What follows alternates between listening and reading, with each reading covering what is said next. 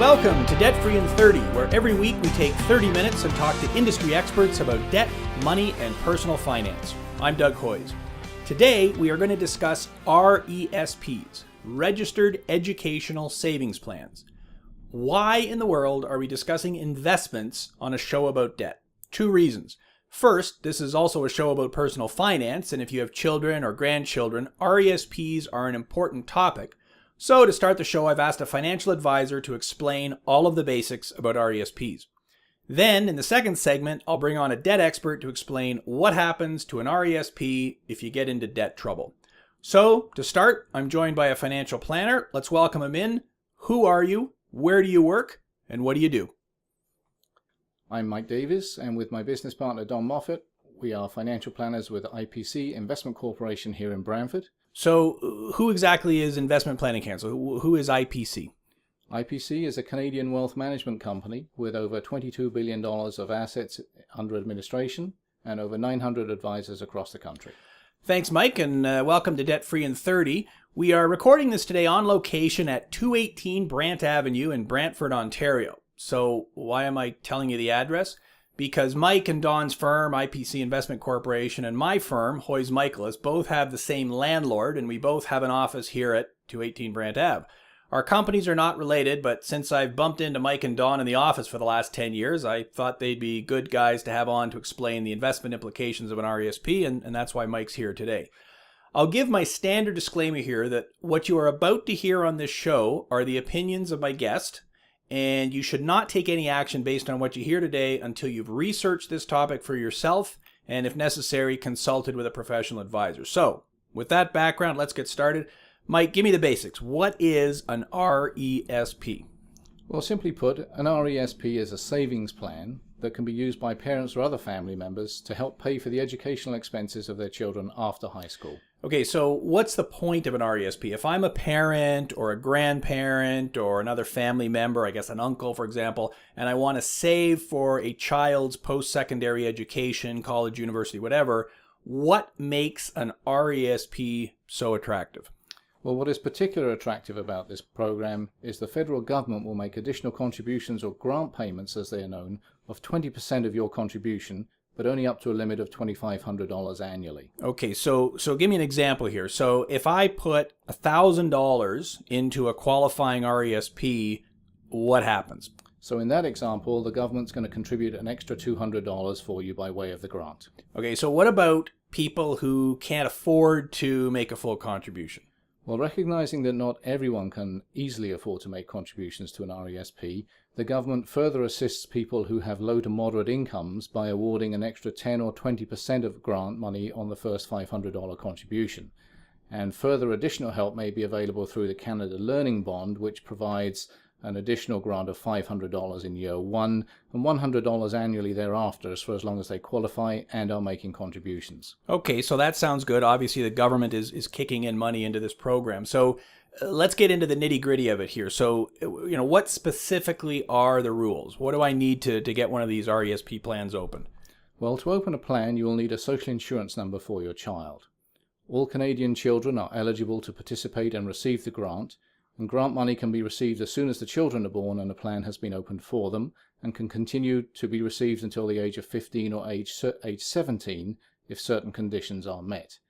Any unused grant room accumulates annually, so if you missed 1 year of contributions but were able to double up in the next, you'd receive twice the amount of grant money. So is there an annual limit on what can be contributed? There is no annual maximum that can be deposited, but you can only receive grant money on the first $2,500 of your contribution, or the first $5,000 contribution if sufficient carry-forward room exists. And there is a lifetime maximum contribution to the plan of $50,000 per child, with maximum grant paid out of $7,200 per child. Okay, so if I'm 40 years old, I wish I was still 40 years old, but if I was 40 years old and I get laid off and I want to go back to school, can I use an RESP to fund that?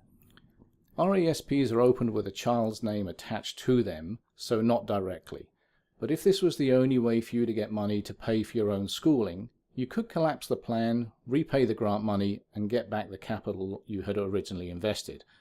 But another option which may be better is to withdraw money tax-free from your RSP under the government's lifelong learning program and then repay the money borrowed from your RSP at a later date. Okay, so RESPs are really designed for younger people, not older people. There's other things older people can do if education is what they're looking for. So I guess education is getting pretty expensive now.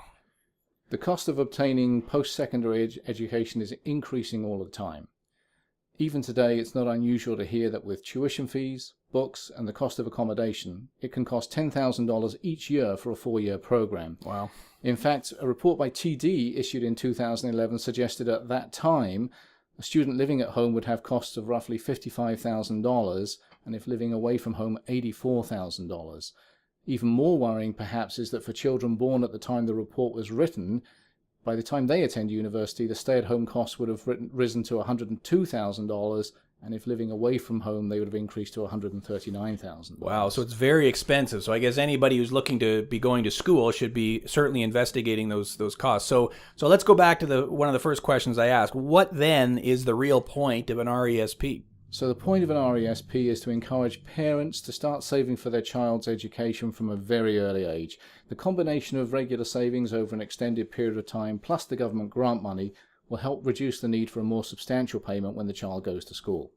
So if I've got a child or a grandchild and I want to save for their education, why don't I just put the money in a savings account? I mean, this RESP thing seems like a lot of work. I got to get the social insurance number, a whole bunch of stuff I've got to do. Wouldn't it just be better to just stick it in some other savings vehicle, like a savings account?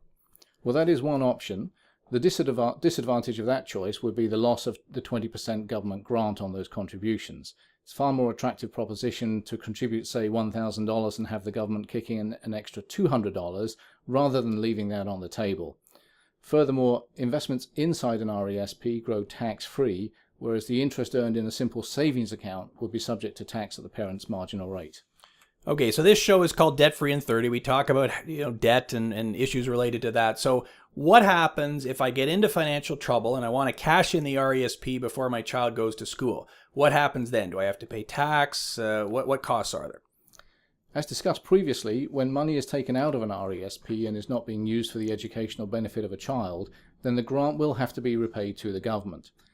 Additionally, any growth in the plan will be subject to tax at your marginal rate plus an extra 20%. Think of it as getting your capital back less any changes in the value of your investments. You should consult with your advisor to see if there are any other costs involved. Great. Thanks very much, Mike. I really appreciate you joining us here today. The point then is an RESP is a way for the government to help you save for a child's education. They're actually kicking money in to do it. It's something that certainly should be considered, but as I said off the top, you've got to you got to really crunch the numbers, talk to a financial advisor to make sure it makes sense for you. Mike, thanks for being here today. You're welcome. Thanks. You're listening to Debt Free in 30 with Doug Hoyes. We'll be right back. You're listening to Debt Free in 30. Here's your host, Doug Hoyes. Welcome back to Debt Free in 30. Today we are talking about RESPs. In our first segment, we found out what they were, how they work, what the rules are. Now we're going to talk about what happens to an RESP when you're in debt. And so I've got an expert in the field here to talk about it. Can you please tell me who you are, where you work, and what you do? I'm Barton Goth. I'm from Edmonton, Alberta. I work at a firm, Goth & Company Limited. This is a trustee and bankruptcy firm, so we deal with people that have financial troubles on a daily basis. Now, you're from Alberta, and that's the reason I wanted to have you here on the show, because Alberta has, I believe, a different rule than anywhere else in Canada, certainly different than the rules in Ontario. In Ontario, the rule is if you have an RESP and you go bankrupt, you lose that RESP. It becomes an asset of your estate. So as the trustee, my job is to send a letter to the RESP company and say, hey, send me the money. Now, they're not going to send me all the money. There's going to be some government grants they have to give back and so on. But you as the person in debt loses all that money. What are the rules in Alberta? Well, we used to have the exact same rule in Alberta up until April 1st of this year.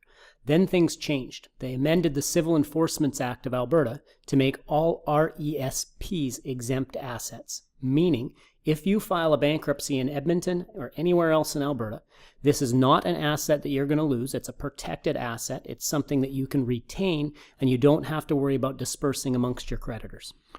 And what's your opinion on that? Is that a good thing? Is that a bad thing? What are your thoughts on it?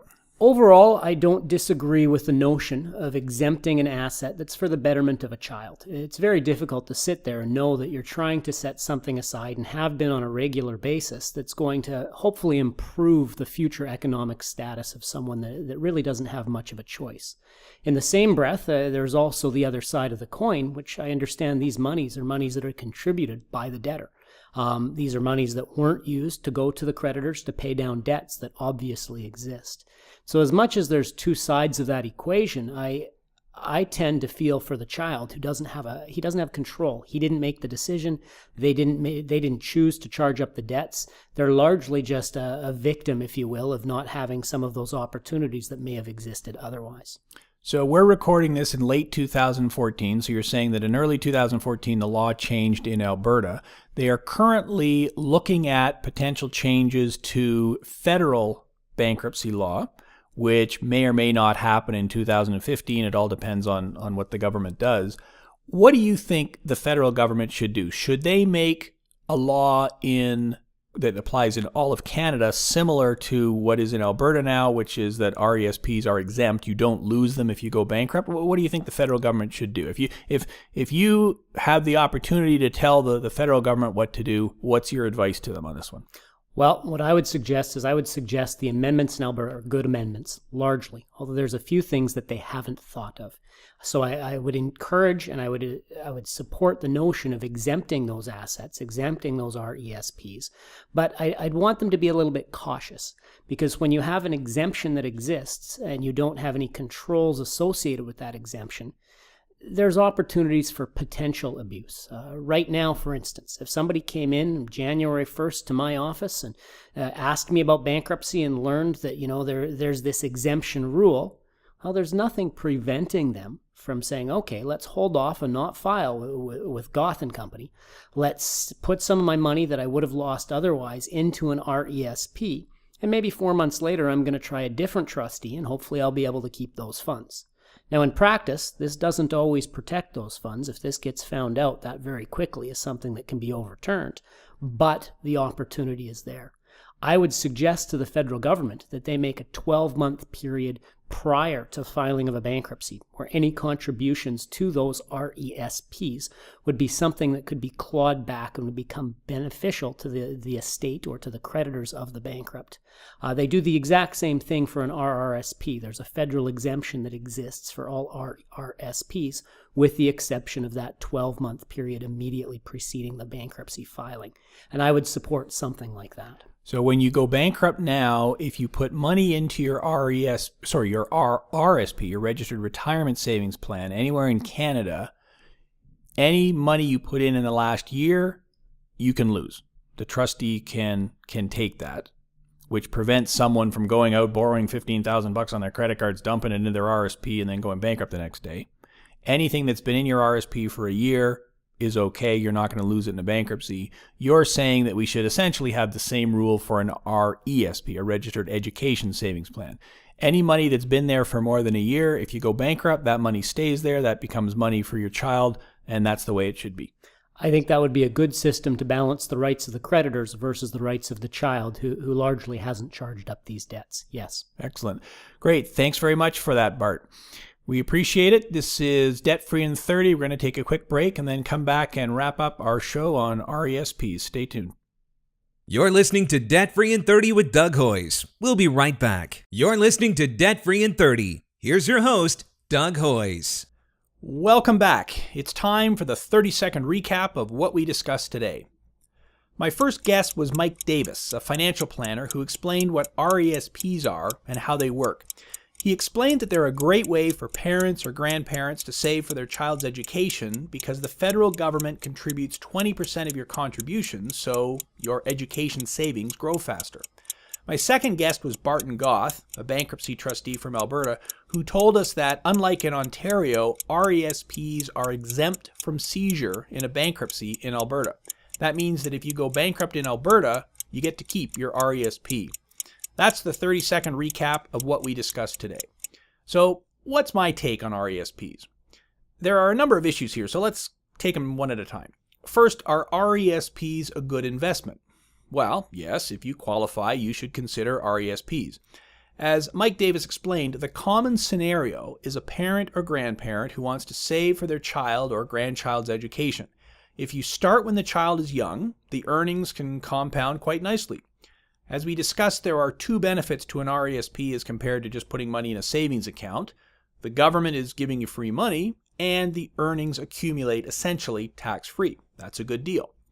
But this show is called Debt Free in 30, and we talk about debt, so let's not forget the obvious point. Savings makes sense if you don't have debt. If you have debt, becoming debt-free is almost always more important. So let's take an obvious example. Let's say you've got $1,000 in cash, so should you put it in your child's RESP, or should you use it to pay down debt? Well, the $1,000 instantly becomes $1,200 inside your RESP because the government gives you a grant of 20%, so on the surface it would appear that investing in the RESP is the obvious answer. But if you have a credit card with a 20% interest rate, using the $1,000 to pay down your credit card by $1,000 saves you 20% over the next year, which is the same return as the RESP. So to answer the question about what's better, contributing to an RESP or paying down debt, you have to crunch the numbers. If you don't pay down debt, how long will it take you to get out of debt? If you're going to pay 20% on your $1,000 credit card for the next 5 years because you never pay down the principal, you're just paying interest, then you'll be paying $1,000 in interest over the next 5 years. You only get the 20% grant in an RESP in the year you contribute. So paying down the debt saves you interest forever. To be clear, I'm not saying you should always pay down debt. I'm saying what I say on every show. You're the boss. You need to decide what makes sense for you and your family. If you really want to contribute to your child's RESP, great. Cut your expenses so you can do both. Pay down your debt and invest in an RESP. Remember, as I said in the show, as I record this in the fall of 2014, the law in Ontario is that you lose your RESP if you go bankrupt. So if you have debt and risk losing an RESP, you may be better off to either file a consumer proposal so you can keep your RESP or pay down debt and then worry about a registered education savings plan. Of course, there are lots of other factors to consider. If your child was just born, you have a lot of time to save for their education, so perhaps you make small contributions now and use most of your resources to pay down debt. If your child is only a few years away from college, perhaps an RESP is important. Again, every situation is different, so you need to do your own research and decide what's best for you. That's my take on whether or not RESPs are a good investment. So what's my take on what the law should be for RESPs in a bankruptcy? On the podcast-only segment of this show, I interview my business partner and Hoyes Michaelis co-founder Ted Michaelis, who back in July 2014 submitted a report to the federal government advocating for changes to RESP rules. His comments are similar to what we heard from Barton Goth, and they are similar to my views. I believe that RESPs should be treated the same way we treat registered retirement savings plans in a bankruptcy. Under current Canadian law, if you go bankrupt, you keep your RRSP, except for what you contributed in the last year. So if I've been contributing $1,000 per year to my RRSP for the last 10 years, and I now have $10,000 in my RSP, I only lose the last $1,000 if I go bankrupt. I lose the last year's contributions, I get to keep the rest. Why? Because the federal government decided that it's important to encourage people to save for their retirement, but it's also important that people don't use the RSP as a way to play games with the people they owe money to.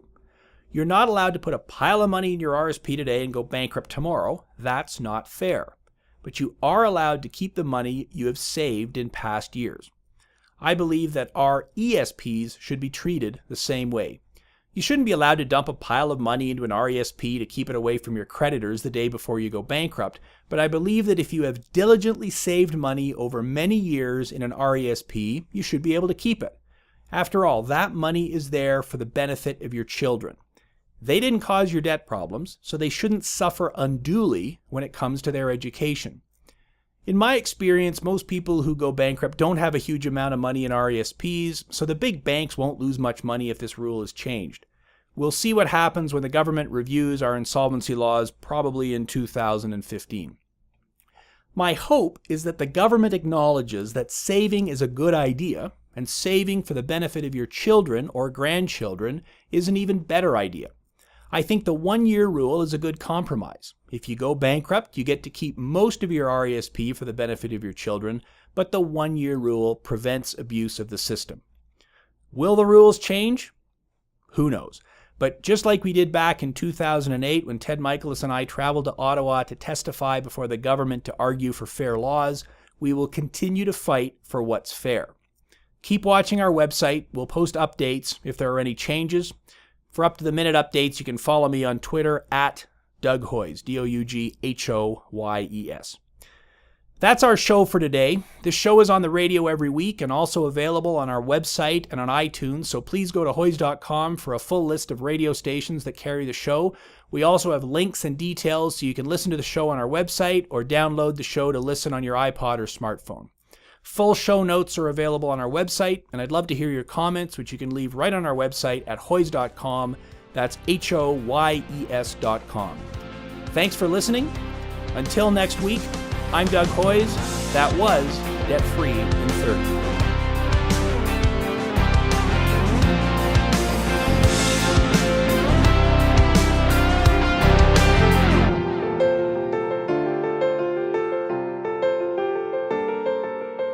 Thanks for listening. This was Debt Free in 30.